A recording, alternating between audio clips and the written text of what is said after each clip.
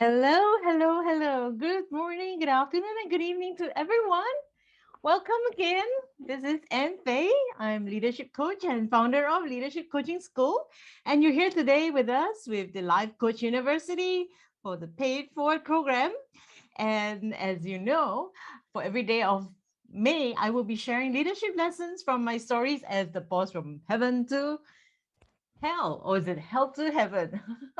I think that both sides of us exist all the time, but I think with more practice we'll become more of the boss from heaven. So if you find any of this useful, please pay it forward in any way that you enjoy. Go out there and help make somebody perfect day or help somebody in need. So today we're going to talk about vision and values. And every day across the month of May, I'm going to start sharing with you all the different tips and things that I've learned from my MBA, from real life experience at work, and also in my personal life to share with you. I'm so happy that all of you have joined us. Hi, Ojika, and hi, Sheila, and hi, many of you guys that are out there. Sorry, I can't read out all the names. Thank you for joining us. And today we talk about vision. Well, what is vision? Vision, if you check the dictionary, it's actually the ability to see. It is an aspirational future state of an organization or a person. So when we talk about vision, we're going to break it down to two levels, both the company as well as the person. So as you can see, I've got a picture of myself on the camel. So let me shift a little bit so you can see the camel. And this was a picture that I had taken on my way to the Wadi Rum Desert in Jordan. And here I was pointing there, hey, let's go. And a lot of times as leaders, we are pointing the way and showing where to go. So let's take this Camel Company, for example. In organizations, we always talk about mission and vision. So for the Camel Company, well, this one was quite a rural one. If I were the business consultant, this is probably what I would have worked to them and wrote. So a mission is something that defines what they currently do as a business, what is the objective and what is the approach. So maybe for this Camel Company, the mission is to provide travelers with the experience of the Bedouin lifestyle through traditional desert living. So such as traveling via camels, doing pit stops and tea making, homemade desert cooking methods and tent. And that's actually what this company did. In the Wadi Rum Desert, my girlfriend and I, just two of us, solo female travelers, we decided to take a trip with this company, and we literally rode a camel all the way the whole day until we got to the tent through the desert. Right? Actually, it was a very smart move. If any of you have ridden camel, and if you had, usually the tourist camels will just take you around a particular tourist spot. But for us, we did it the traditional way. And I would tell you, the rocking of the camel, and by the time we got to the campsite, it was evening. And we were so sore and tired, and because luckily we had this Bedouin headscarf that it was our own scarf, but they tied it for us. And actually I've learned how to tie this. So one day I'll do a scarf party for all of you. And it wasn't easy at all. And and along the way, when we did our pit stop, and like some of the tourists, they were typically in the four-wheeler jeeps, and they were going out to the desert, and they had all their snacks and tea and everything. And here we're sitting on the ground, feeding the camels, and then like starting a fire from grass and wood and brewing the tea. So the people looked at us like, oh my God, that is such a fun experience. And you're really brewing tea and traveling the traditional way. And they would think, oh, we should have done that, rather than taking the fast jeep to our camp. And when we did the first pit stop, we thought, so yeah, we really did it the right way, right? Experiencing it the way that people did like years ago, traveling through the desert, as what we read in the Bible and lots of stories. How the three wise men traveled through the desert on the camel. But by the afternoon, when the sun had risen up to noon and it was so blazing hot, there were no trees around, and the camels still had to stop to eat the shrubs. And let me tell you, the camel's back is not really the smoothest thing, and the blanket they put on the camels were really rough, and by the time our legs were sharp, we were burnt. And we tried to get the camel to walk faster, and we were literally thrown above our seat because it's not like a horse saddle. It was just like blankets on a camel, and wow, we were just up and down. So why do I tell this story? Because in our journey as a manager or a leader, we have people who are traveling with us. And while we have a mission of what we do, if I can just imagine, if it hadn't been for my girlfriend Winnie and I, we may not have stuck out throughout the journey. We would probably have hailed a grab or a four-wheeler through the desert if we had reception to change our mode of transport. And so, what would keep us on this journey through the sun and the heat and just watching the camel kick up a fuss? One of the camels weren't very kind to Winnie, and we was like, oh, I think I must have not had a good past life with animals because throughout this trip in Jordan, we had donkeys who tried to kick her out of the seat and all that. It was rough. It, it wasn't as romantic as we see in the movies or in our minds as we read the books. So on such a rough journey, many would have bailed and kind of like given up or hopped onto the four-wheeler or done something else. So what keeps us on our journey? And it is this thing called the vision. You must be asking me, are you serious? A vision?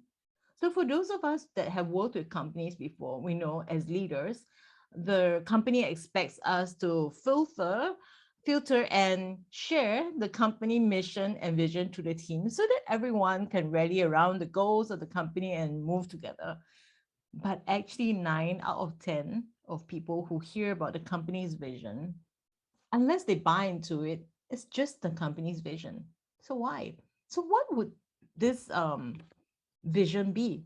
So the vision compared to the mission is about what we are, what business we do, and how we do it. But the vision is about the desired state.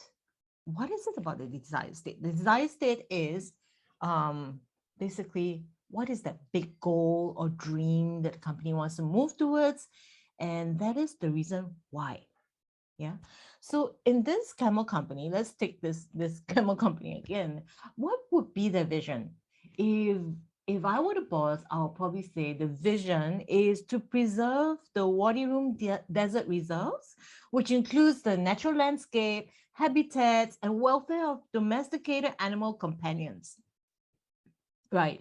And and with the traditional lifestyle that is passed through generations of desert keepers. Wow. If you hear this vision, and if you were someone who came in to join this Camel Company, you must be thinking, oh, it's all about preserving this Bedouin lifestyle and keeping traditions. And if you really love history and landscape and nature as it is, you would love to work for this company because it's all about the tradition. And there is that special X factor there, a special touch of the emotions if you have it. Like, oh, it is about how we lived a long time ago and preserving all that beautiful things and lifestyle that we lose now through technology and modern lifestyle. And if your employees buy into that, wouldn't you think that employees would do all their best to create the experience for people who come on board? Like the camel rider, when he brought us through the desert, he kept singing and talking to us. And it was just so fun because he enjoyed his work. He enjoyed preserving that lifestyle and sharing all his beautiful songs. And and he worked with camels, well, traditionally they don't talk to camels, not like us. We talk to our dogs and our cats and our pets. But he took care of them. He fed them, he adjusted the blankets and looked after them throughout the trip that we were there. So what what we saw was with a very clear vision, someone stays on to the company and they start to embody that vision, that spirit of the company. So back to our camel story. If if let's say travelers that we were with as leaders, if they didn't buy into this idea of what we really wanted to live this Bedouin lifestyle, they would have just gotten off and they probably would have been at the campsite like at 11 or 12 o'clock while we got there in the evening. And they probably would have arranged for a fancy restaurant meal, but we sat on the ground and we ate food that was baked in the ground. That was really rural, with the potato, peeling the skin off the potatoes and really eating it on a plate with our hands. Now that's a beautiful experience that I had, and which brings to mind then what makes the difference for us as leaders. So if we are able to translate the corporate vision to the team, it needs to have that oomph. So if we just said something as if it was the mission and vision statement and we didn't feel it, everyone around us in our team would catch that, hey, it's the company, it's not us, it's not our division, it's not our team, it's not my boss, and it's not me. Now, you know, in in a recent Monster survey, you know how they like to talk about what really motivates people.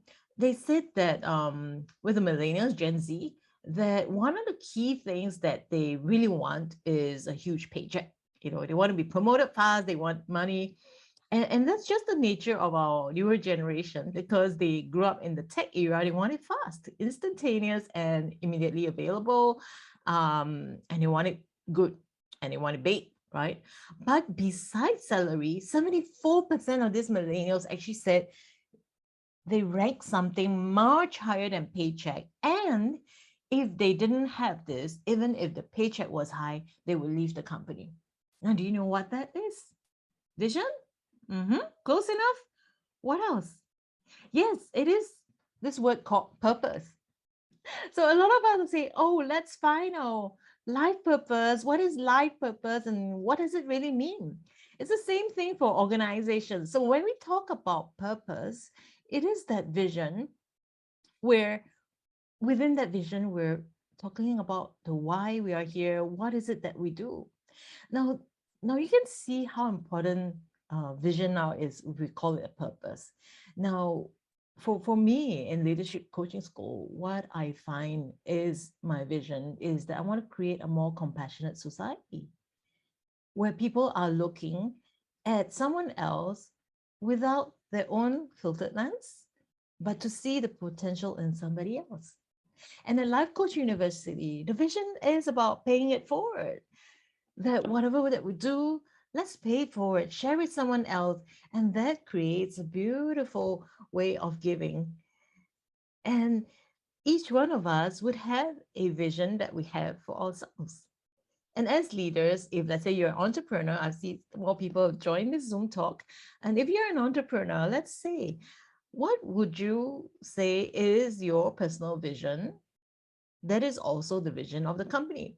So at some point, your personal vision and the company vision has got to match. But if there is no match, so like the guys on my trip, if they didn't persevere and say, we're in here because we want to experience Bedouin lifestyle, boom, they're going to spread apart. They're going to call the jeep and go there at a fast rate and la di da, goodbye. So it is so important that we have a vision of what we do. So if you're a coach, think about what is your personal vision and why do you do coaching? What is that future, that ideal state and aspiration that you want to see? What excites you? So I'm going to just leave that thought behind with you, right? So one thing is to reflect on the vision. The other thing is about values. Now, with the company, let's say as a leader, you've got pretty much the mission and the vision. communicated, embraced, and part of your own personal purpose. Now, then what else keeps the team together going in that same direction, just like me pointing out there? Okay, we're going to go that way or we're going to go this way. Who's going to go with us as a team? Because as a team, you're going to go in one direction. Because if you're going this way, someone's going that way, then you're basically scattered, not going to get much done. Now, so we talk about bringing the team together, and what holds the team together other than the vision going that same direction are the values that we have. So imagine if I was on this desert trip and we had different values. So if my value was I value honesty and I value sincerity and I value respect. If someone who was on the trip didn't have the same values. So let's say my friend Winnie and I, if I was the honest type and I say, hey, this is really getting painful.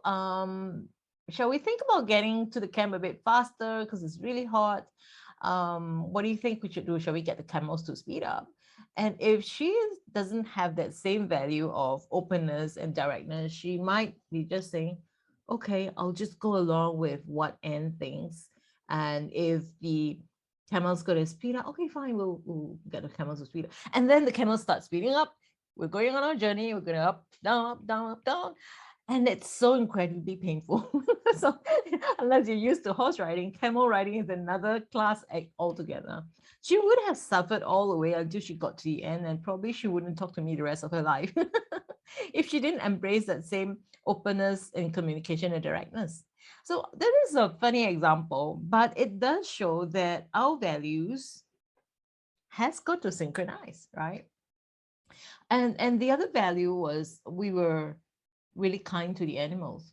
So we really respected and we chose companies that took care of the camels. But if let's say we have different values, we may have, maybe one of us would have chosen a really cheaper company that commoditizes, experiences and camels and treat the camels as part of a money earner. Because you've seen them all, right? Like sometimes you go to other countries where they have camel riding and you see the trainer really whipping the animals.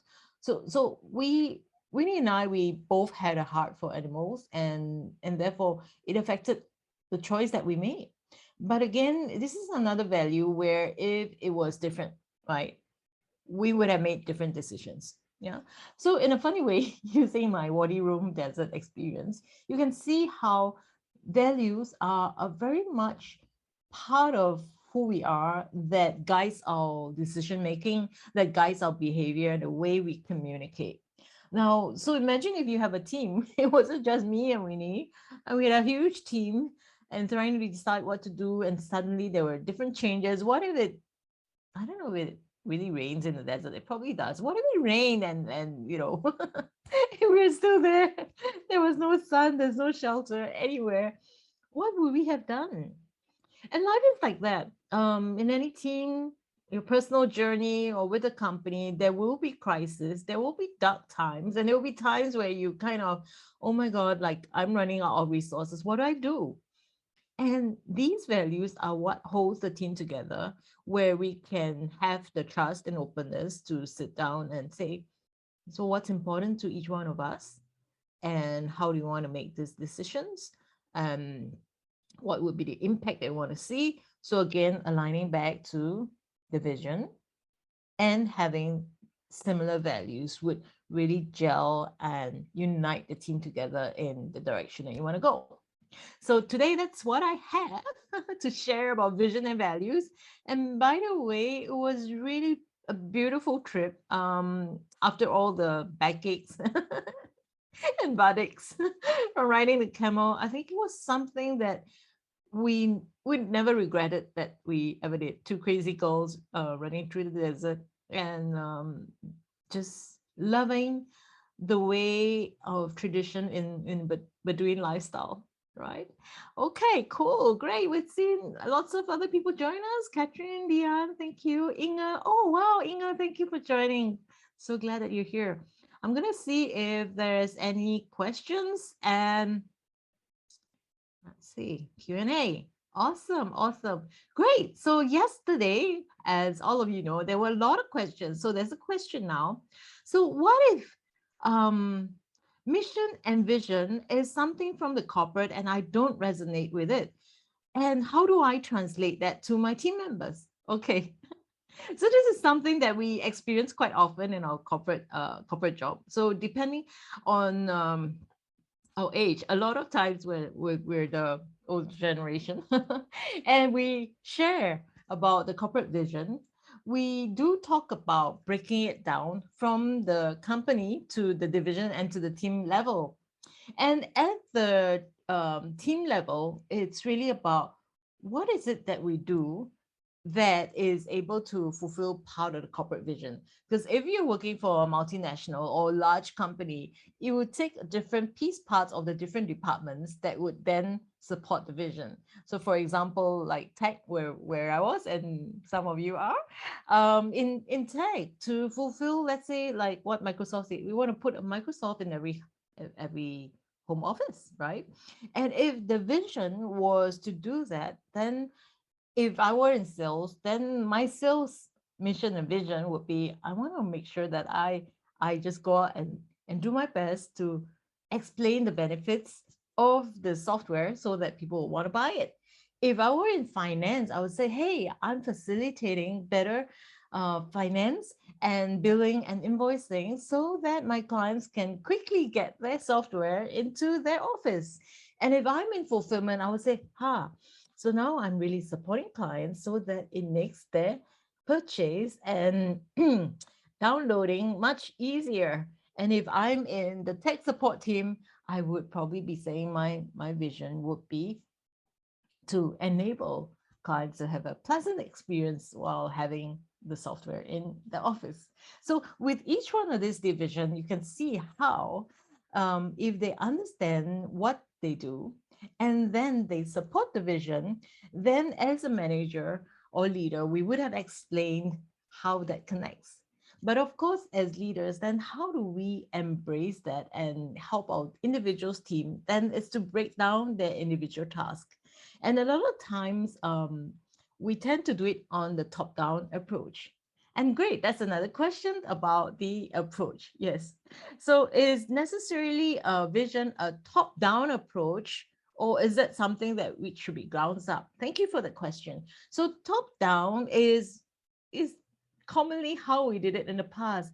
But these days, we are always talking about an inclusive team where inclusion means that we seek opinions and feedback.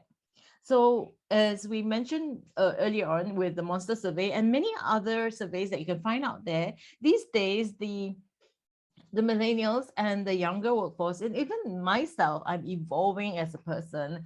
I want to be involved with the management decision. I want to have a say. I want to hear what my colleagues are talking about and how do you work together. So it's very important now that besides the top-down approach is from a bottoms up. So which is why we say, how do we as individuals, what is our life purpose? What is the one thing that we want to do for ourselves? And if we have that purpose, and how does it sink into what we're doing in my job right now? How does it align with what everybody is doing as a team?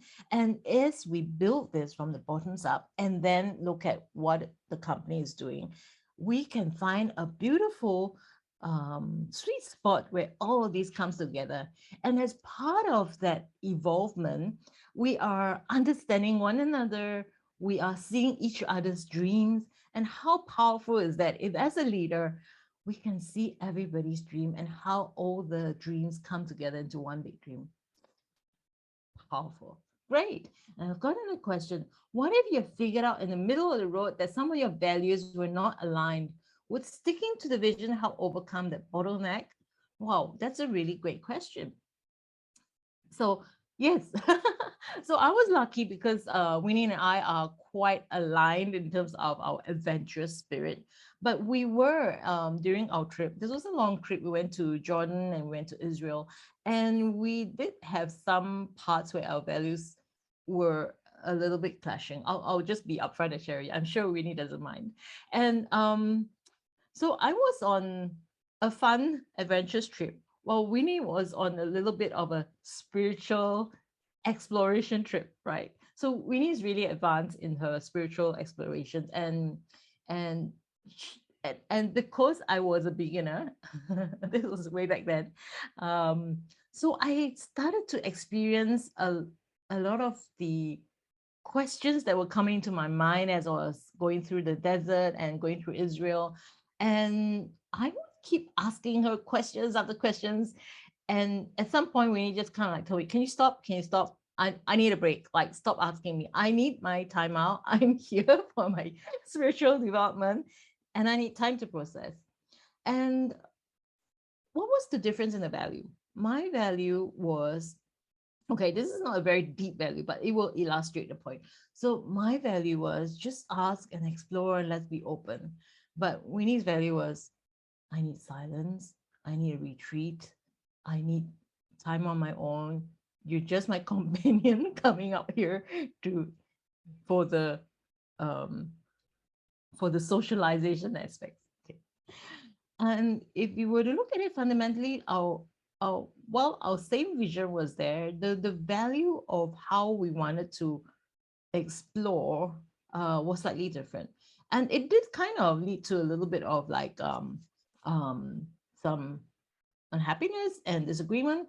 But what held us together was a deeper value of respect and supporting and allowing the other person the freedom to be who they are. And because at a deeper level, we had that sense of respect and support for each other. Kind of like I left her alone to do her stuff and like, it's a good time for me to ask you something now. And she would, and sometimes, hey, so where are you now? What questions do you have for me? So it is, if we peel the onion, because values are a little bit like an onion. You have one value, a deeper value, a deeper value. So it's really to discover the deeper value. Great. And someone says, love the camel story. It shows how our values are actually there in every decision that we make. Yes. And what do you do when you feel pressured to do something that is against your value? Now, oh, this is a interesting question. What would all of you do? You could type into the chat and answer this question too. I personally would not do something that's against my value. But it also depends on what our personalities are like. So if you do a personality test, sometimes some of us are people pleasers and I do have a bit of people pleaser in my personality. And sometimes I don't know how to say no. I will go along with what somebody wants. And at the end, I would feel pressured. And that's okay. If I experience that, because that's my makeup. But if at some point in time when I do that, I start feeling, oh, I shouldn't have, I get upset and I know that it's way beyond what I should be doing. And when it comes down to really being against the value, then I would say no. So I'll give a really real example. Sometimes as leaders, we do the not so nice things of retrenchments and corporate restructuring and firing of people. It takes a lot of gut and courage to do something like that. And if we had to do something like that, and if, let's say, someone that shouldn't go needs to go, and you had to do that, it's a good question. I've been in that situation before, and that's something that I don't like. And I chose not to step into roles that required me to do that. But everyone's response is different, and that's the beautiful part of each one of us, how you would handle something like that. I didn't really quite answer you, but I think that will be my response. All right. And what are your thoughts on recruiting in sync with the company's vision? Possible to use coaching tools for recruitment? Yes, definitely. We can use coaching tools. Firstly, the coaching tools, we can do psychometric tests where, such as Reese motivation profile, it really tells you the person what their motivation and their values are. And then you can do a match. So for example, I've done RMP for clients, and he would want to take like a stockbroking or a forex trading kind of job, which is really high risk, high pressure, but the profile shows that he's not. So he can probably still go and do it, but it will be a quick burnout for him. And so that test helps. And of course, using coaching tools, as you coach someone, you help them to uncover and learn more about themselves, getting more self-awareness, and that really helps them to say, hey, what are my values, what's happening here, is it with, against, and what are the things that I would do and how would I respond. So definitely in the midst of recruiting, in a very quick way, in that short interview, we can ask some hypothetical situational questions to suss that out. Great. Awesome. And one last question is, what are the three main values that startup organizations should strive for? Well, this is really a big open question. I think that everyone would have different visions and values. For me, as a startup and an organization, one of my top values is compassion. So I want to recruit people who have great compassion, who are willing to see and empower others. So that to me is one of my values. Probably, I think for startup, one of the values that are important is flexibility, because as a startup, you are growing at a rapid pace and you are learning as you're going. So the ability to be agile is very important. So you need someone who's open and flexible, because they will be going through a lot of changes very quickly. And the third main value, I think, for startups would be the ability to be open to collaborate.